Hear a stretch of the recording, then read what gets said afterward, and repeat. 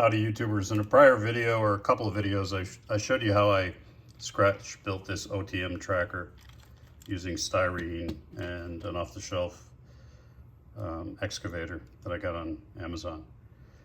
And I did that because it was difficult to find these things pre-made. There's a guy, Justin Ernest, who's on Facebook. He doesn't have a website, I don't think. So I had ordered one, but I realized it was going to take a long time to get it, and I went ahead and made one, and I really love the one I made, to be honest. But I finally got the one from Justin, and this is Maintenance Away Container Transporter is the box that came in. I think it's OTM Tracker Model is his business, but you can find him on Facebook. So I just wanted to do a comparison. So it's nicely packaged. It's handmade. The whole thing is handmade. So he's not taking an off-the-shelf excavator. He's actually making the entire thing. So here it is. The level of detail is phenomenal. It has all the air hoses. It's modeled about as close to the real thing, the prototype, as you can get. It's got the claw grip for the ties. It's got the thin arm that tucks underneath when it's not being used. And on the side here, it's got steps that fold up and down. They're hinged. The hydraulics actually go in and out of the cylinders go in and out. So how he makes this, I'm not even sure. I mean, it feels like it's cast resin and styrene. But you can see the level of detail that goes into this. Pretty impressive. The light, just the gear that's on the side. It's branded as Union Pacific, which I actually wanted it no brand, but that's easy. I can take that decal off. And it's got the OTM tracker logos.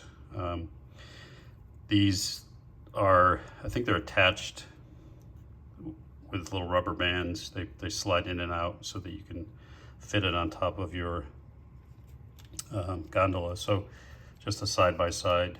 His is clearly more representative technically of the prototype.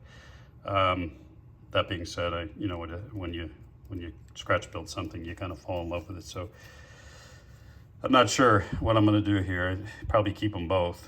Put one on display, this one, and put this one on my layout. So let me show you what his looks like on the gondola. And then you've seen mine already on the gondola. I will say mine just because I made it out of this die-cast truck, and then the styrene. It's pretty durable. I mean, I can handle it, and I haven't put as much fine detail on it. It's weathered, so I think it looks good. But his is definitely fragile. You got to be careful with because the detailing is so fine. But awesome piece. And the cool thing is when you order it, he gives you a little accessory pack. So it's got like a compressor and looks like a rolled up tarp, fire extinguisher maybe, gas cans, so forth. So you get that with it in the box. So you can find them on Facebook. It takes a while to get them, so you can do it that way. And of course, it's less costly to make it yourself. It just takes more time. But I enjoyed doing this, really did. So I just wanted to give a shout out to Justin. I think he does phenomenal work. He makes other things as well. This one's in high demand, I think. It's a waiting list.